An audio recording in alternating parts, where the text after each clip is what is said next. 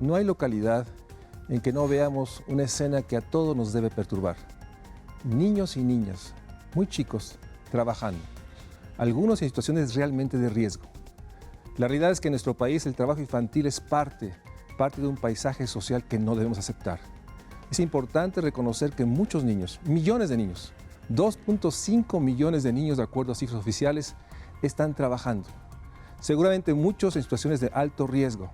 Muchos de ellos han tenido que abandonar la escuela y seguramente tendrán una vida adulta de muchos riesgos. De eso hablaremos hoy en el Estudio de México Social. A nivel mundial existen 168 millones de niñas, niños y adolescentes en situación de trabajo infantil.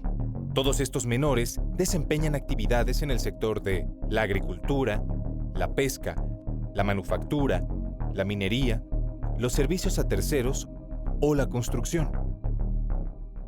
Desde el año 2002, la Organización Internacional del Trabajo llama a promover iniciativas para hacer frente a esta problemática. Este año, el llamado aboga por la erradicación del trabajo infantil en todas las cadenas de producción y se suma a la meta establecida en el Objetivo 8 de la Agenda 2030 relativa a la prohibición y eliminación de las peores formas de trabajo infantil. En México, lo anterior precisa asumir la recuperación de todos los niños, niñas y adolescentes que trabajan, pues las condiciones estructurales que propician el trabajo infantil persisten en gran parte del territorio nacional.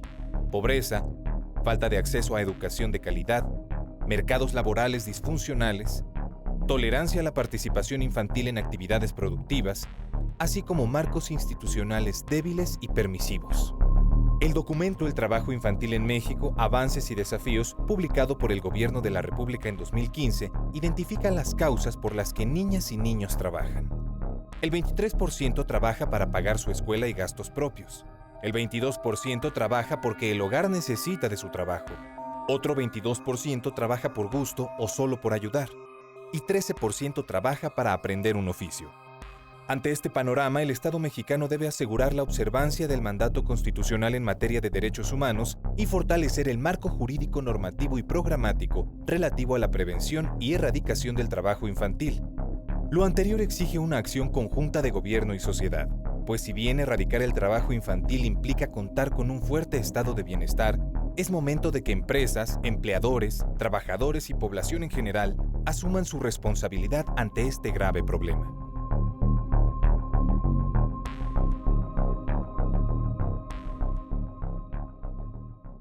Sin duda, una de las agendas más extendidas en la cual hay un sentimiento de que todavía no logramos lo necesario es enfrentar el trabajo infantil. La Organización Internacional del Trabajo lo ha tomado como una de sus banderas esenciales. Por eso te agradezco mucho, Tomás, que estés en el Estudio de México Social para, como representante de la OIT, nos des un panorama global en términos de esta terrible realidad de nuestro país. Cada esquina, cada calle, en cada lugar podemos ver evidencia del trabajo infantil y una evidencia que a veces no es compatible con los datos oficiales que nos dice que se ha reducido, pero aún así hay esfuerzos y hay esfuerzos en el mundo. Pero antes de entrar al tema mexicano, platícanos en términos de la misión de la OIT y cómo percibe el tema del trabajo infantil en esta época, en esta era de las migraciones, en esta era del poco empleo, en esta realidad de un enorme conflicto regional.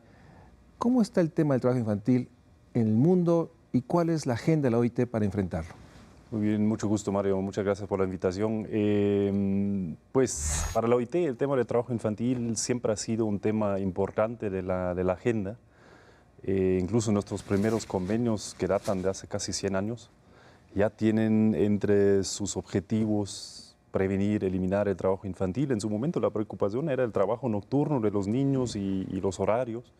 Y durante todos los años la agenda se ha extendido a una protección integral de los niños, de las niñas, de los adolescentes, contra un trabajo temprano que ponga en riesgo su integridad física, su integridad moral, su posibilidad de integrarse a la educación, de aprender algo para toda la vida en la escuela, no solamente en el trabajo, y de no ser expuestos a situaciones de trabajo de explotación.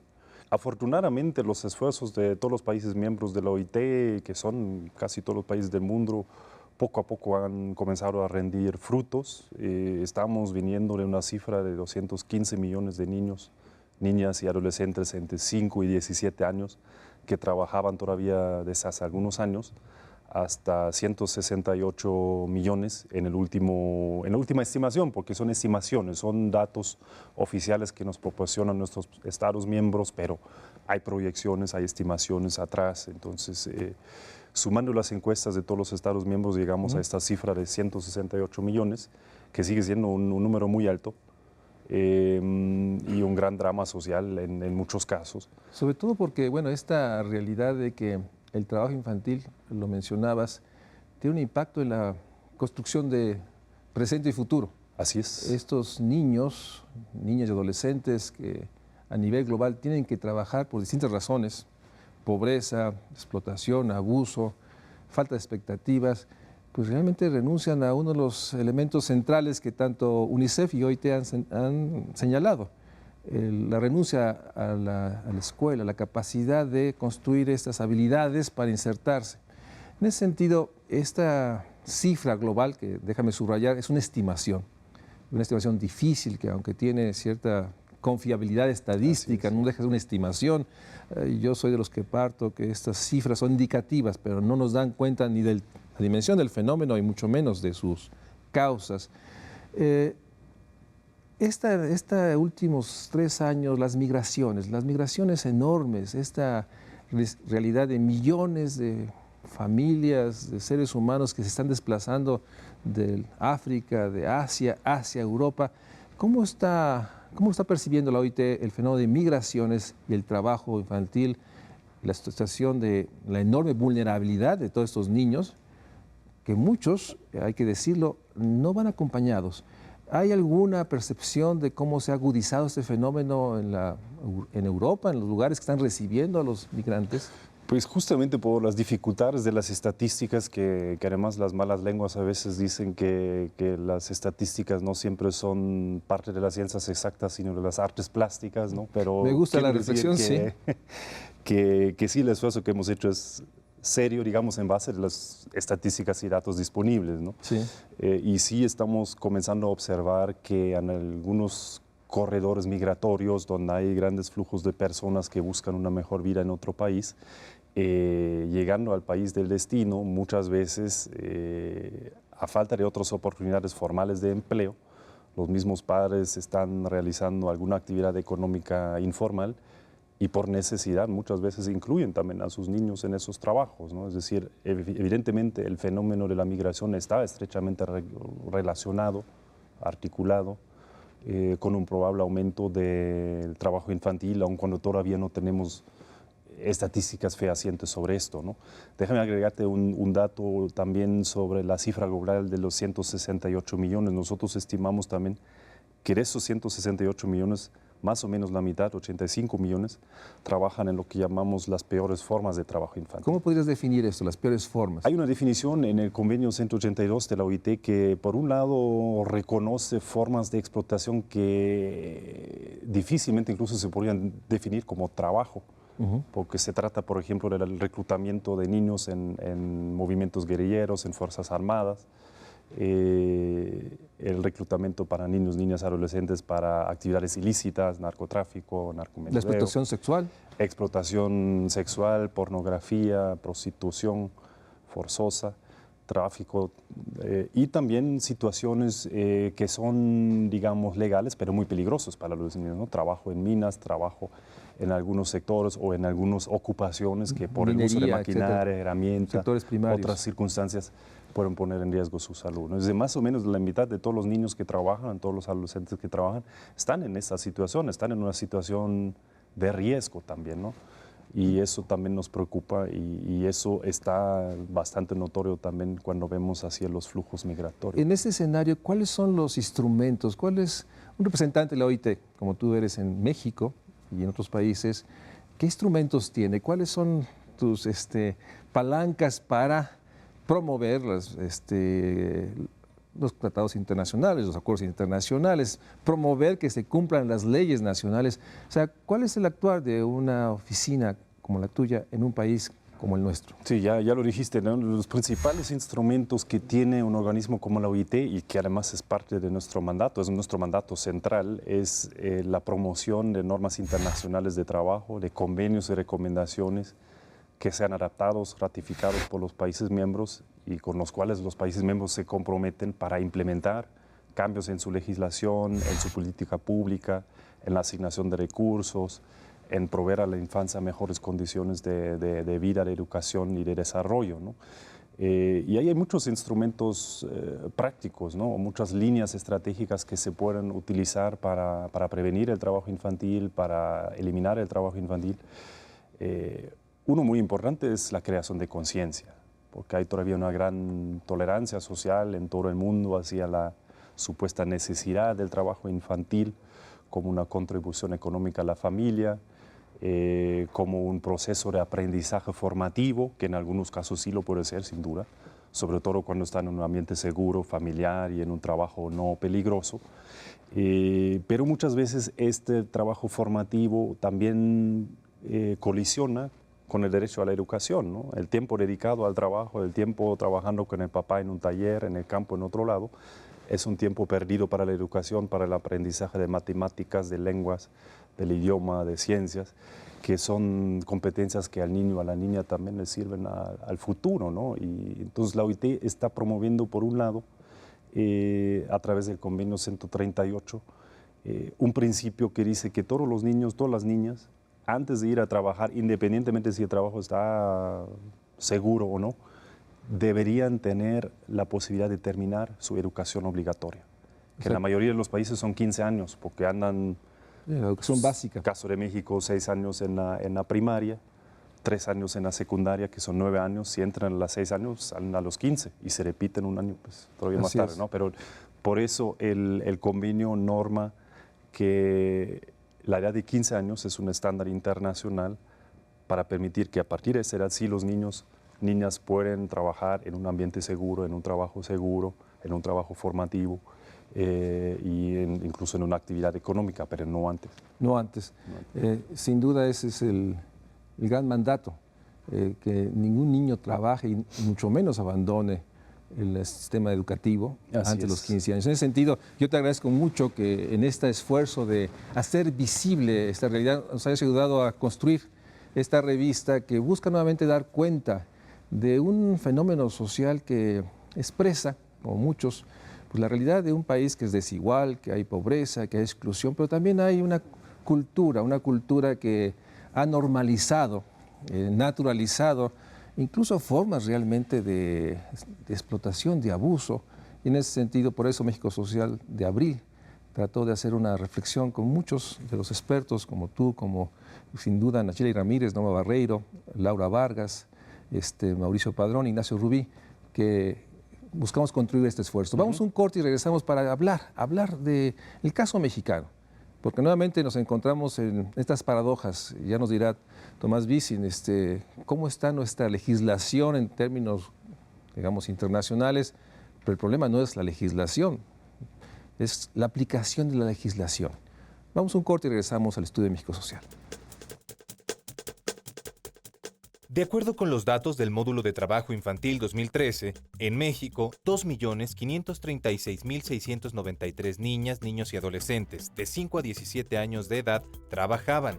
De ese total, 1.708.797 son niños y 827.896 son niñas. Destaca que, si bien en el grupo de edad de 14 a 17 años hay más niños que trabajan en comparación con las niñas, estas son mayoría en los grupos de 5 a 9 y de 10 a 13 años.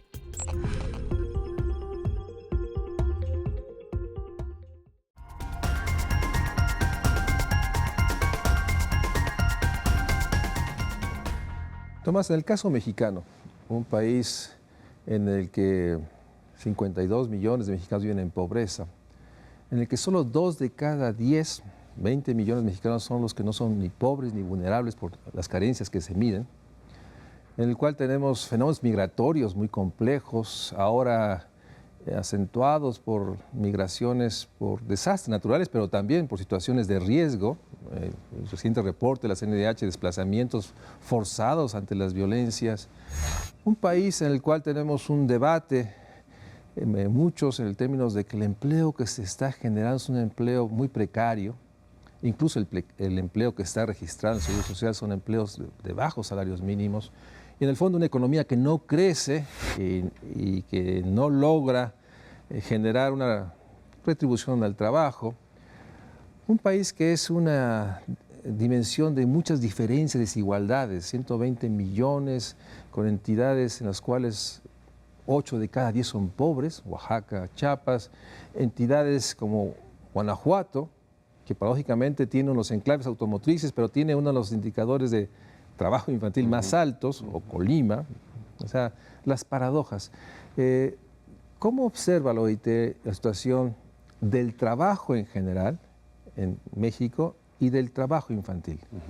No, hay grandes contrastes en México, ¿no? Hay, como ya mencionaste, estados con muy altas tasas de deserción escolar, con niños que trabajan desde temprana edad. Hay otros donde tienen mejores oportunidades.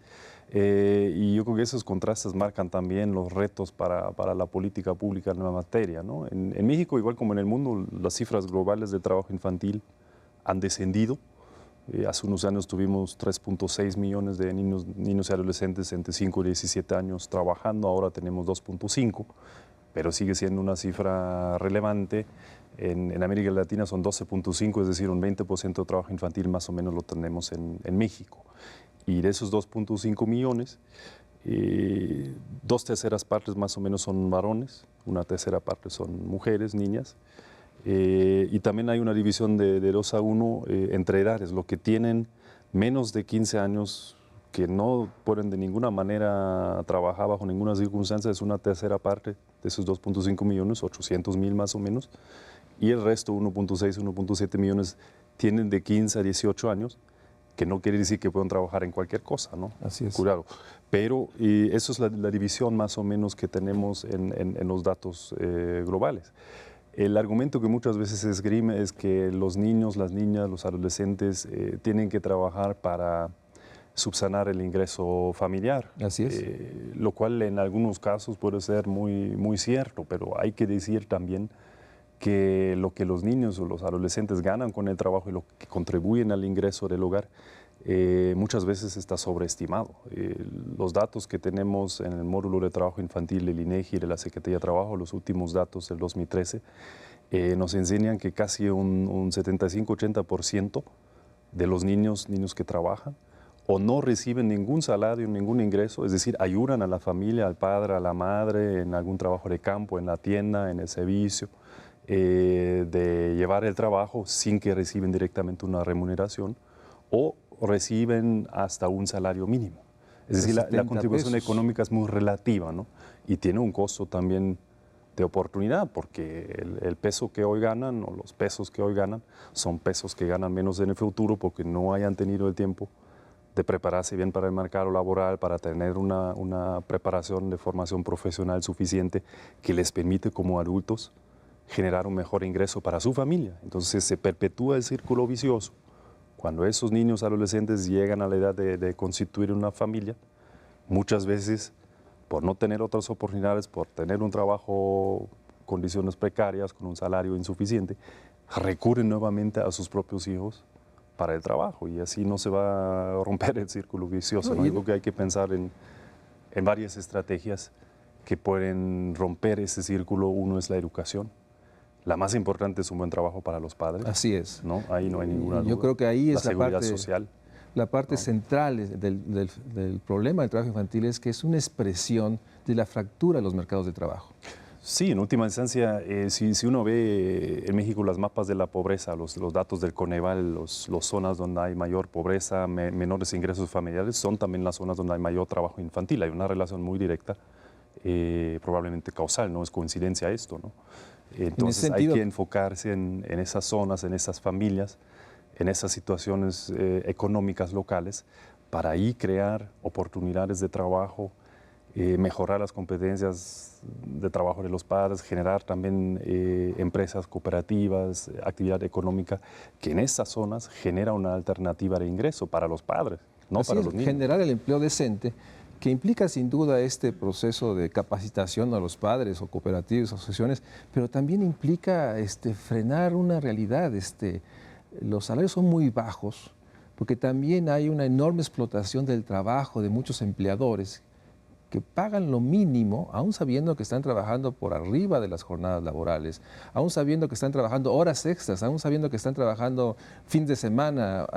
Hay también una parte que yo quisiera subrayar, porque muchas veces el discurso es de que el tema es simplemente la organización, capacitación de los individuos, trabajadores, pero hay una parte de los empleadores que no pagan nada, los niños jornaleros, ¿no?, que tienen que contribuir a llenar las canastas, las cajas, no reciben una retribución.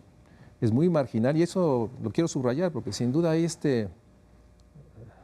idea de que sí es una contribución importante. Y tengo la imagen de los niños que ayudan a su padre con una caja más de dulces expuestos en esta ciudad, ¿no?, a todos los riesgos posibles en la calle, y son simplemente alguien que oferta más dulces o más cigarros o lo que sea en una situación realmente de muchos riesgos.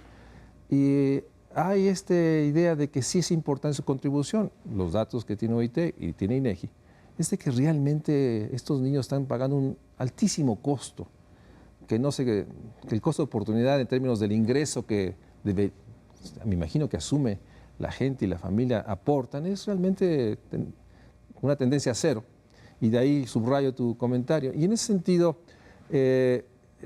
nuevamente, en el fondo, quisiera tu apreciación, el trabajo infantil también es una expresión de una economía que no crece, que no genera empleo decente, entendido como salarios que cumplan el mandato constitucional, suficiente para una vida digna, que no incorpora seguridad social, una cobertura de todos los riesgos desde el nacer hasta el morir. Y lo digo porque actualmente hablamos de esta protección social y es una versión, digamos, mínima de aseguramiento.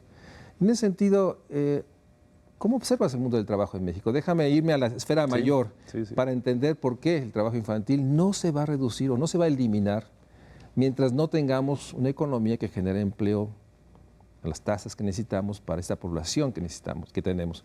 ¿Cuál es tu apreciación de la situación del empleo a nivel nacional? Sí, efectivamente, tenemos un país donde, aun cuando se hayan hecho grandes esfuerzos de reducir la informalidad, todavía tenemos casi 6 de 10 adultos en un trabajo informal, que quiere decir que no tienen acceso a seguro social. En el mejor de los casos tienen algún seguro médico o el seguro popular, pero no tienen ninguna protección social. Pueden tener un ingreso que en algunos casos rebasa incluso los ingresos de la economía formal, ¿no? Porque efectivamente observamos que hay, por un lado, una mayor formalización, lento pero constante, pero por el otro lado, la creación de los nuevos puestos de trabajo en los últimos años demuestra también que va hacia estratos salariales más bajos. Digamos, la parte del pastel de los salarios de la población que ganan entre 1 y 3 salarios mínimos está creciendo y los que ganan más de 3 salarios mínimos está bajando. Así es. Es decir, eso también genera una presión sobre los ingresos familiares, sobre la situación de los niños, y eso aparentemente justifica que los niños estuvieran trabajando, ¿no? Pero repito, yo creo que la mejor estrategia sin duda es generar trabajo decente, buenos salarios, un empleo formal con seguridad social para los padres. El acceso a una educación de calidad. Tampoco puede ser una escuela donde los niños no aprenden. Si me permites, una anécdota que en uno de los discursos que doy como director de la oficina, hablando de la importancia de la educación frente a un grupo de padres en Chiapas, después del evento me vino a buscar el padre y me dice, ¿tiene usted tiempo para venir conmigo unos 15 minutos? Sí, voy. Me llevó a la escuela de su hijo, que era en condiciones deplorables, la infraestructura, las bancas, el pizarrón, no había realmente buenas condiciones para aprender, las condiciones higiénicas. Y dice, bueno, te quiero presentar también el maestro de mis hijos. Presentó a un joven muy dinámico, muy comprometido, de 23 años, pero que tenía a su cargo 6 grados de niños. Bueno, después me dice el Papa, sigues con tu discurso que está mejor que el niño está en la escuela que trabajar conmigo y yo le enseño algo para la vida. ¿Qué le voy a decir? No, es decir, una educación de calidad en buenas condiciones también es un aliciente para combatir el trabajo infantil, para prevenir. Necesaria. Es condición necesaria, efectivamente. Y la seguridad social es un tercer elemento muy importante. ¿Por qué?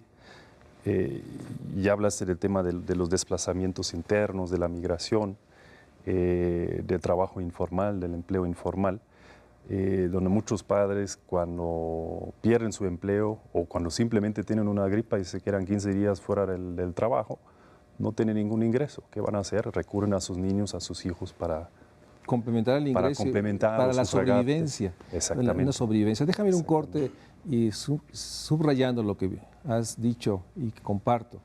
La estrategia central para enfrentar el trabajo infantil tiene que ver con una estrategia que genera el desarrollo, que implica un crecimiento con empleos dignos, con salarios dignos, empleo decente, dice OIT, que implica un salario que permite una vida digna, con aseguramientos completos. Y mientras eso no se dé, estamos enfrentando el fenómeno de trabajo infantil en una situación en la cual, pues ya nos platicaremos en el siguiente corte, los instrumentos se vuelven muy insuficientes, porque también está esta realidad, la perspectiva de que si la educación no es de calidad, la percepción de que los empleos, sobre todo de los jóvenes, adelante no es un empleo que valga el esfuerzo educativo de la familia, de los niños y niñas, pues también incentiva. Y la pregunta es, ¿para qué? ¿Para qué voy a la escuela si no aprendo nada? ¿Para qué voy a la escuela si estoy en una escuela multigrado, una escuela CONAFE, una escuela telesecundaria? Y en esta lógica de asumir que todos estos sistemas educativos tienen la misma potencialidad de generar capacidades, pues genera esta enorme ruptura en términos de pensar que la educación va a llevar a lo que todos los padres queremos, que nuestros hijos vivan mejor que nosotros, que tengan mejores condiciones, que tengan menos enfermedad, que tengan mejores condiciones de vida.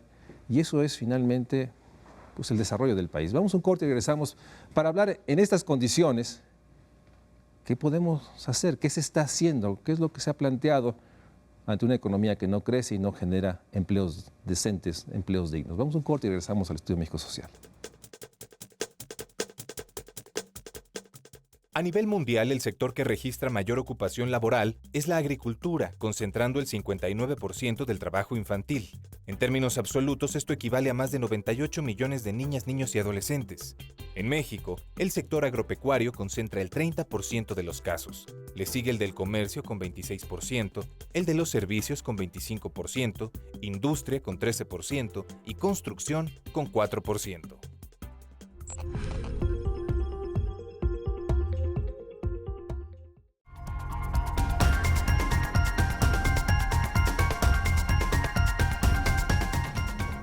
Más lamentablemente, todos los expertos, incluso agencias internacionales, nos dicen que nuestra economía se va a mantener lo que han llamado los economistas este estancamiento secular. Un crecimiento entre 2 y 2.5, que puede ser mayor que en muchos países, incluso ejemplo regional, pero eso nos habla de la crisis global y regional, no es para ponderarlo demasiado. Pero parecía ser que de aquí al 2030, la expectativa es un crecimiento en estas dimensiones. Pareciera ser que el fenómeno de la desigualdad, esta realidad de que pese a que crecemos muy poco, pues hay una enorme concentración de riqueza y de poder, diría otros expertos. Y en ese sentido, la distribución de lo que se genera sigue siendo muy desigual. Pareciera ser que todavía va a faltar varias generaciones para garantizar una educación de calidad para todos, o sea, una educación pública que sea realmente la aspiración de todos los mexicanos, o sea, aún los de alto ingreso, y que digan, quiero ir a una escuela pública porque es la mejor educación. Y no se diga el sistema de salud. En este escenario, ¿qué se está haciendo? ¿Qué ha sido un poco tu observación en términos de lo que ha podido hacer el gobierno ante un escenario en el cual, nuevamente, yo tengo enormes reticencias a aceptar la cifra oficial de que se redujo el número de niños trabajadores, porque no es congruente con un sentido común de que, bueno, bajo empleo, pobreza creciente, y las cifras oficiales nos dicen que se redujo el trabajo infantil. Pero bueno, asumamos que es un arte plástica, como lo mencionaste, que logra dimensionar con ciertos criterios y nos dice esta cifra de 2.5 millones. Ante este escenario que algunos podrían decir que ha sido avances, ¿no? Yo diría que pondrían en tensión y en preocupación la estadística. ¿Qué se ha hecho? ¿Cuál ha sido digamos, los años que has estado en México? ¿Cómo has observado el proceso? O sea, ¿cuál es el estado del Estado para aplicar las normas oficiales, incluso nuestra propia legislación? Danos un recuento de estas capacidades para, en un escenario muy difícil, enfrentar el trabajo infantil y las peores formas de trabajo infantil. Mire, yo diría que por un lado, si bien siempre se pueden cuestionar las estadísticas, el método como se han levantado son los mismos en el 2013 como algunos años. Bueno, hay algunos ajustes, pero yo creo que sí, hay las estadísticas demuestran que ha habido avances y esfuerzos que han tenido un impacto. Pero seguimos trabajando, seguimos teniendo 2.5 millones de niños, niñas, adolescentes que están trabajando en un país que tiene, como bien dices, uno de los niveles de desarrollo económico promedio más alto del mundo, ¿no? Está entre las principales economías del mundo, entonces es un gran reto lograr una mejor distribución del ingreso y mejores oportunidades, sobre todo para las generaciones que ahorita vienen y que todavía viven en pobreza y que muchas veces recurren a la mano de trabajo infantil para todos los motivos que ya hemos platicado, ¿no? Así es. Ahora bien, también diría que en los últimos años se han hecho esfuerzos que no se han hecho en muchos años. Cuando yo llegué a México hace casi 20 años, era incluso muy difícil que algún funcionario público, algún empresario oficialmente reconociera que existe un problema con el trabajo infantil en México. Ese discurso ha cambiado totalmente, ¿no? Y eso ha permitido también una apertura. Yo creo que es un gran logro también de las organizaciones civiles que han presionado, que han puesto datos, que han llamado la atención sobre el fenómeno, la prensa, los medios de comunicación que han estado sobre el tema y que han permitido también, digamos, promover una reacción positiva de los legisladores, del Ejecutivo para tomar el tema en serio, captarlo en toda su dimensión, en todos sus impactos para el futuro y comenzar a buscar soluciones más duraderas, no coyunturales. ¿A qué me refiero? Que, por ejemplo, en el 2014 se logró algo que antes parecía imposible, elevar la edad mínima en México de 14 a 15 años. Un año solamente, pero durante casi 50 años era un tema tabú porque implicaba un cambio de la Constitución y se pensaba que eso no era algo que se podría hacer. Con toda la argumentación que se hizo, con la presión social, con el convencimiento del mismo sector ejecutivo, de los legisladores, se logró esto. Se logró una mayoría para elevar la edad mínima para la admisión de empleo en México de 14 a 15 años. Y ese, junto con otras reformas legislativas a la Ley Federal de Trabajo, permitió que el año pasado se ratificó por fin un convenio de la OIT, el 138, que establece este principio y que además otorga protección a los adolescentes que tienen entre 15 y 18 años, ¿no? Entonces yo creo que sí hay avances muy sustantivos. Obviamente por un cambio de constitución, de una ley, por un decreto no se puede cambiar de un día al otro una realidad social tan compleja, tan complicada, tan dramática como la que estamos viviendo con el trabajo infantil en muchas situaciones. Pero es muy importante este cambio porque eso genera también un cambio de conciencia. Las normas son para esto. Por eso se llaman normas. Norman nuestra conducta, norman nuestros valores, norman nuestra visión del mundo, norman nuestro enfoque de cómo estamos enfrentando los temas. Y por lo tanto eso es algo que me parece muy importante porque sienta la base ahora sí para un trabajo coordinado de todo el Ejecutivo, de los empresarios, de los trabajadores, de los medios de comunicación, para poner en práctica estos cambios. Que esa es la parte, digamos, compleja. O sea, las normas se han mejorado. Ahora, ¿qué cambios ha habido en la implementación de la norma en términos de política pública? ¿Qué es lo que puedes observar en este claroscuro? Yo sé que tenemos que ser muy objetivos en términos de ponderar con mesura los avances y dar cuenta de las magnitudes, pero ¿qué has observado más allá de sin duda, yo tengo esa percepción de que México es un país en que en términos de normas, es un país que realmente tiene las normas, creo, nuevamente, que reflejan una visión de un país que quiere cumplir todos los derechos, el artículo primero constitucional. Pero en términos de implementación, nos enfrentamos a un enorme desafío estructural. O sea, ¿cuáles son las capacidades que tenemos para que esa norma, o sea, los convenios que tanto se ponderan, eventos que se firman con empresarios? Bueno, finalmente el mundo del trabajo es un mundo tripartita, no son organizaciones, o sea, los empleadores, el gobierno, y es parte de la fortaleza de articular actores reales. Pero platícanos en términos de tu percepción sobre la implementación de estos grandes cambios, que comparto contigo, que finalmente se dieron en nuestro país, en esta administración, de reconocer como edad mínima 15 años y lo que de ahí se deriva. ¿Eso ha sido acompañado con la política pública necesaria para hacer un cambio radical en términos de este convenio específico que finalmente reconoce que ningún niño puede trabajar menos de los 15 años, deben estar todos escolarizados? Háblanos de la política pública. ¿Qué tanto se ha ido en esta enorme diversidad de país que tenemos? Sí, o sea, sí. Finalmente no es lo mismo hablar de un estado como el sureste, Oaxaca, Chiapas, Guerrero, o los estados que están en enclaves industriales, automotrices, como puede ser Guanajuato o Querétaro. Haznos una primera esbozo para que en el siguiente corte podamos tratarlos ya con mayor profundidad. Mire, hay cosas importantes también en la institucionalidad que se está creando para atender el tema. ¿A qué me refiero? Que, por ejemplo, junto con esos cambios legislativos, se constituyó una comisión intersecretarial para la prevención y eliminación del trabajo infantil y también para la protección de los trabajadores adolescentes a nivel nacional, donde están la Secretaría de Trabajo, la Secretaría de Educación Pública, Economía, Agricultura, Desarrollo Social, el DIF.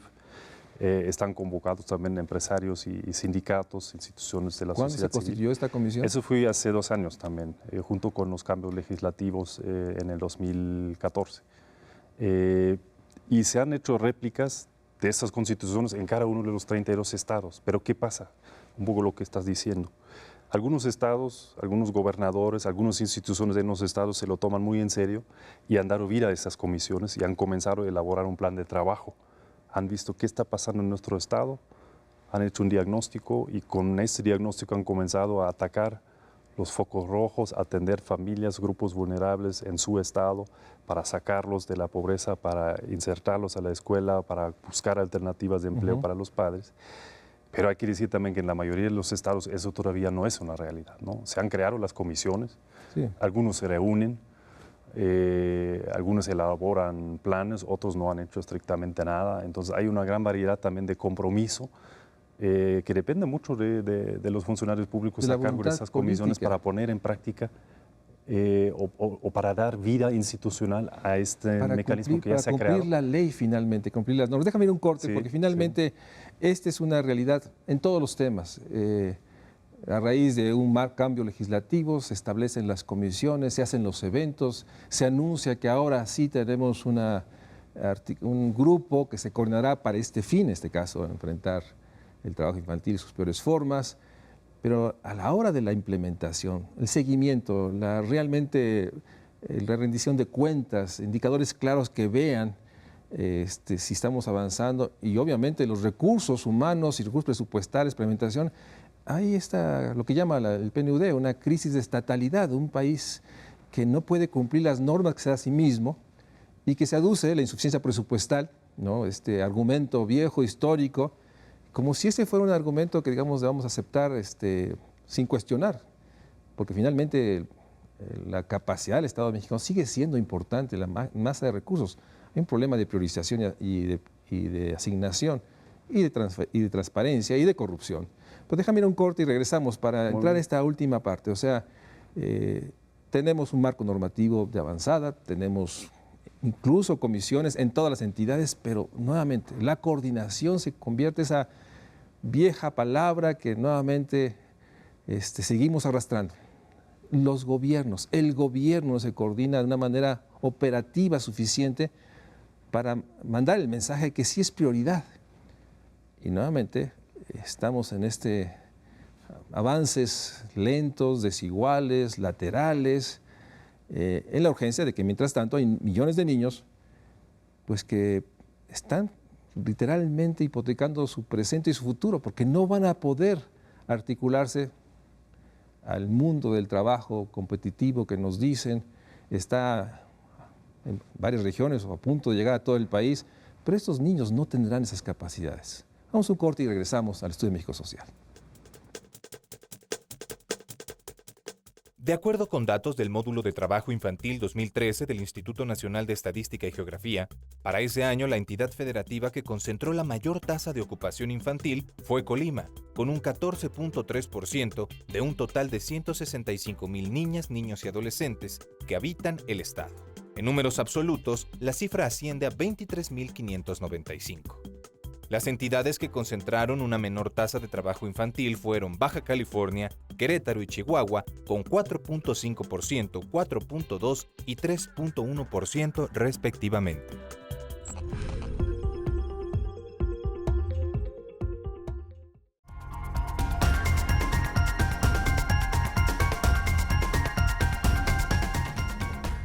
Estamos en esta, yo diría, dura realidad de un Estado que, como nación, que tiene propuestas o acuerdos de una normatividad que realmente habla de esta idea de un país de derechos, pero tenemos la otra dura cara.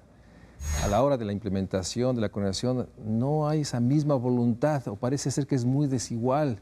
Y hay entidades que, como bien nos decías, tienen su comisión y han generado recursos, es decir, inspectores para ir a ver los lugares donde hay denuncias o se presume puede haber explotación o trabajo infantil, las minas, los campos agrícolas, la parte más dura es evitar que haya niños de distintas edades en lugares donde hay venta de bebidas, table dance, etc.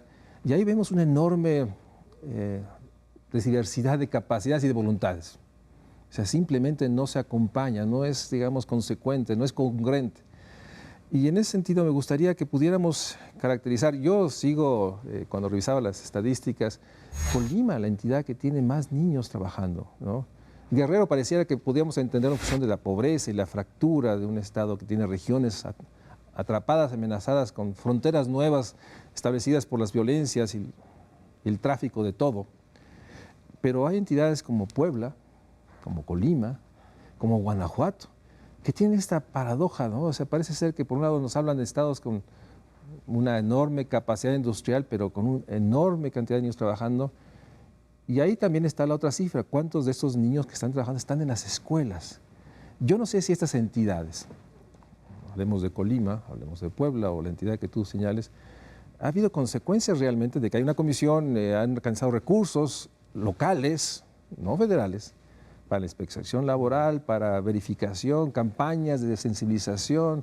O sea, danos un mapa donde podamos percibir lo mejor y déjame usar una palabra que sea más diplomática, donde hay más oportunidades de mejoras. Sí, oportunidades de mejoras. Mire, quizás para entrar en ese tema, un dato global de México que creo que es relevante.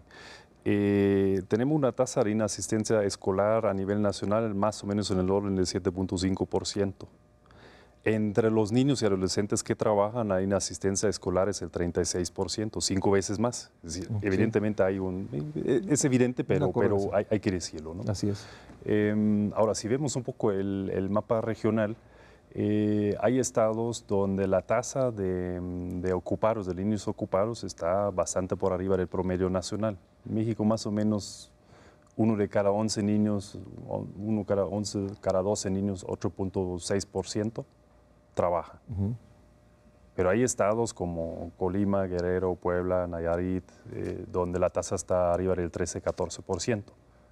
Sí, y hay otros que tienen una tasa de 3, 4, 5%, Baja California, el Distrito Federal, Quintana Roo, Chihuahua.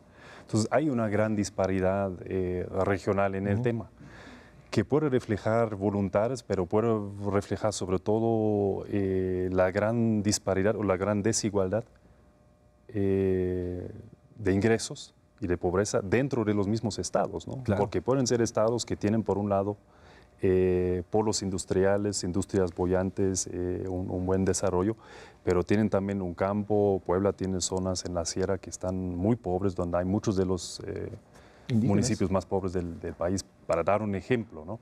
Es decir, hay dentro del país muchos países y dentro de cada estado muchos microrregiones también, ¿no? Con diferentes situaciones sociales que pueden explicar esas grandes diferencias que estamos observando.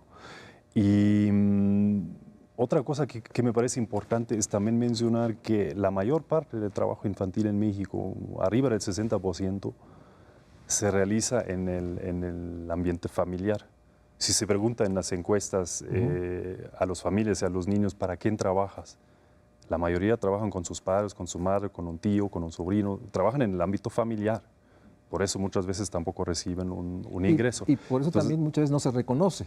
Por eso a veces es un poco oculto, un poco menos visible, y creo que tampoco sería correcto castigar penalmente a los padres con inspección de trabajo o con una penalización. No, siempre y cuando se respete el derecho a la educación. Exacto. Ese digamos, hay que hacer un gran trabajo de sensibilización, de crear las alternativas concretas y tener una inspección, digamos, con dientes bien preparado, que pueda en el ámbito comercial identificar sobre todo aquellos patrones escrupulosos que no tienen ningún problema contratar niños abiertamente o indirectamente en las cuotas para realizar un trabajo para cualquier niño mayor de 15 años, ¿no? déjame ser muy enfático, Sí.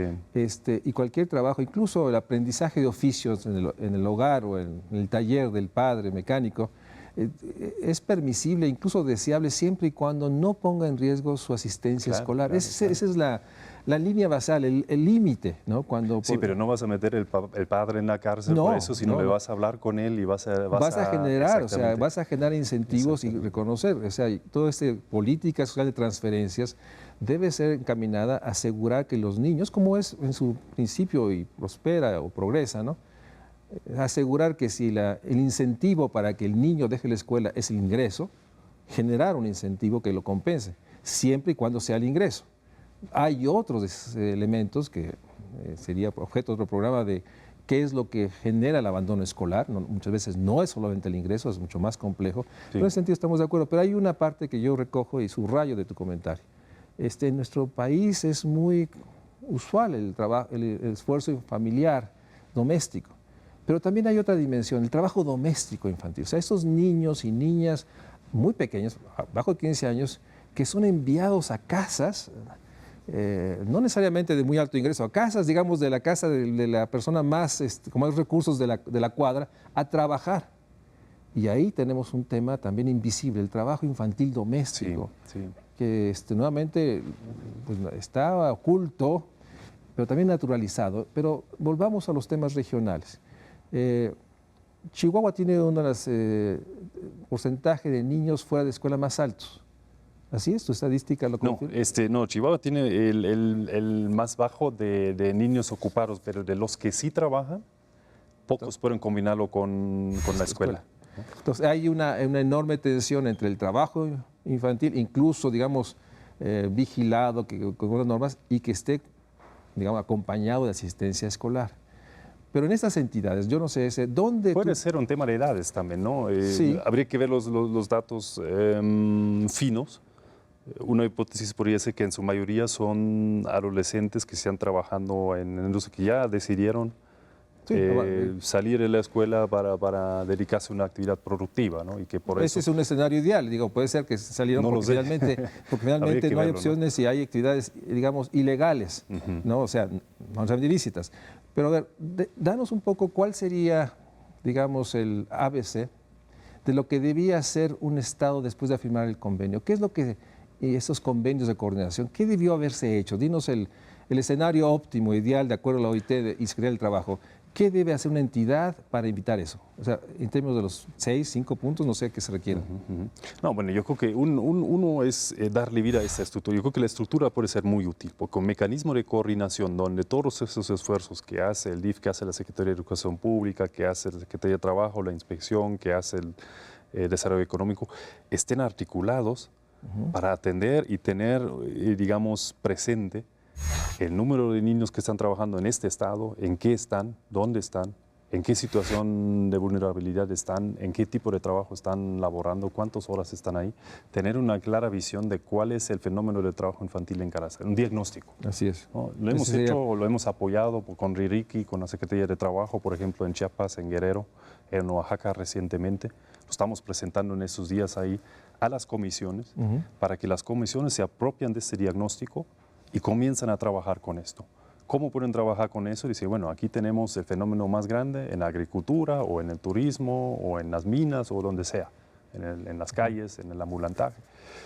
Bueno, si eso es el problema central en nuestro estado, vamos a hacer un programa coordinado entre todos los que estamos aquí en esta mesa de la comisión para enfocar nuestros programas, nuestros presupuestos, nuestras estrategias a este grupo. Porque quizás no podemos atender al mismo tiempo a todos, pero podemos tener un impacto visible, medible, en un grupo grande de nuestra población de niños.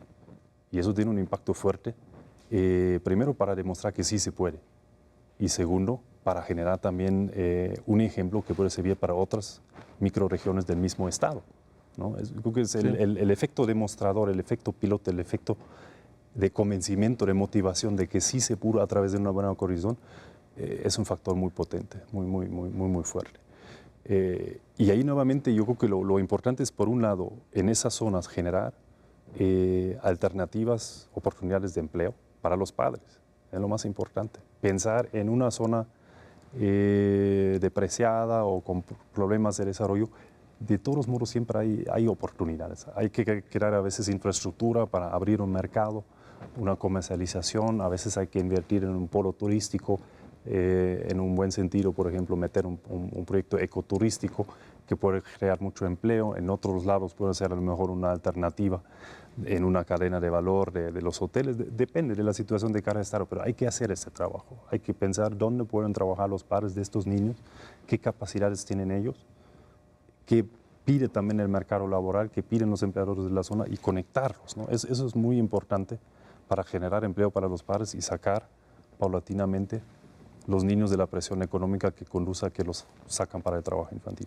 El otro es también invertir en esas zonas, en buenas escuelas, ¿no? En una educación de calidad donde los padres ven que los niños están aprendiendo algo que les sirve para el futuro y que es mejor que el trabajo, ¿no? Que les abre otra perspectiva de vida. En ese sentido, Tomás, muchas gracias. Se nos acaba el programa, hay mucho que decir, pero sin duda las reflexiones que has puesto como OIT en términos de que si no existe una perspectiva, digamos, de infancia en la construcción de crecimiento económico, de empleo, si no enfrentamos esta realidad que nuestro país sigue siendo un país en el cual, yo lo he dicho muchas veces, en nuestro país la pobreza tiene rostro de niñez. Casi 6 de cada 10 niños en nuestro país, los 40 millones, viven en pobreza. Y esta pobreza es el reflejo de la pobreza de sus entornos, de sus familias, de sus hogares. Pero en el fondo está que esta perspectiva transversal, el interés superior de la infancia, de estar en la educación, y que sea el motor que realmente alinee las decisiones de incentivos, de inversión pública, de construcción de infraestructura, no vamos a poder enfrentar. El trabajo infantil es una expresión dura, dolorosamente violenta, de que una economía que no genera empleo e ingresos a las familias se ven obligados a pensar, simplemente a tratar de compensar su ingreso a través del trabajo infantil, pero también una economía, una sociedad que tolera la explotación, tolera esta expresión dura de estas actividades que ponen en riesgo la integridad física de los niños en los jornaleros, los niños en las minas, los pocitos, los niños que están en las esquinas, violentados por todo, pues requiere realmente de poner en el centro que necesitamos una estrategia de desarrollo, una política económica que ponga el interés superior de la infancia como un eje transversal, que oriente todas las acciones. Mientras tanto, las cifras nos hablan que estos 2.5 millones de niños, si continúan ahí, si abandonan la escuela, los pocos que siguen en la escuela, tendrán que vivir una adolescencia y una vida adulta pues marcadamente de pobreza, exclusión, vulnerabilidad, discriminación, porque no tendrán los elementos. Es decir, estamos cancelando el futuro y están ahí las cifras, están las propuestas, están sin duda ejemplos de gobiernos que no solo hacen el evento y el acto de la coordinación, sino son consecuentes y hacen los diagnósticos necesarios para focalizar intervenciones emblemáticas que puedan demostrar que sí se puede realizar.